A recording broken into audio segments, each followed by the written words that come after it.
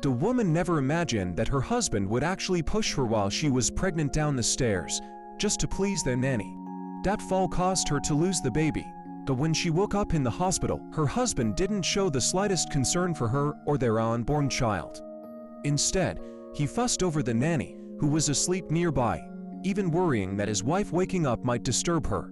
At that moment, the woman finally realized her husband's heart had completely changed. There was no going back to how things once were.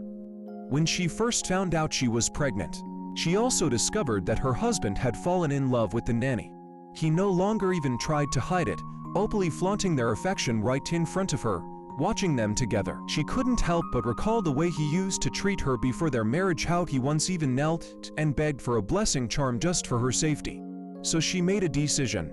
Every time her husband broke her heart, she would burn one of those charms, and when all the charms were gone, she would leave for good. But then she walked into the room and saw that her husband had given the nanny a necklace that her late mother had left her. She tried to take it back, but her husband blocked her, claiming it wasn't worth anything. To her, though, it was priceless. The nanny, noticing how much the necklace meant to her, deliberately yanked it off, scattering the pearls all over the floor. Then, pretending it was an accident, she offered to quit out of guilt. Shockingly, the husband actually tried to defend the nanny. He dragged his wife, who was picking up the pearls, to the staircase and shoved her down right in front of the manipulative woman. As she tumbled, terrified for her baby, she begged him to save their child. But he walked away without a trace of concern.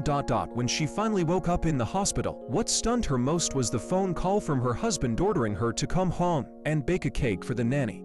If she refused, he threatened to throw her mother's keepsakes into the sea. For the sake of the only things her mother had left behind, she dragged her broken body back home and baked cookies for them.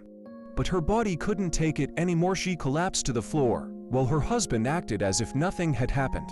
The next day, just as she prepared to burn the last of her charms and leave, her husband pulled up in his car, saying her grandmother was gravely ill and wanted to see her one last time.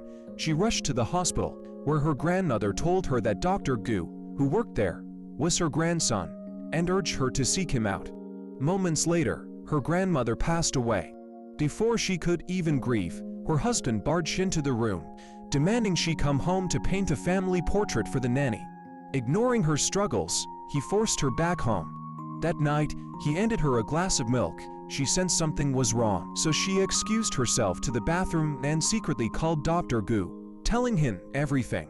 His calm reassurance gave her the courage to return. She then took the milk from her husband's hand and drank it in one gulp,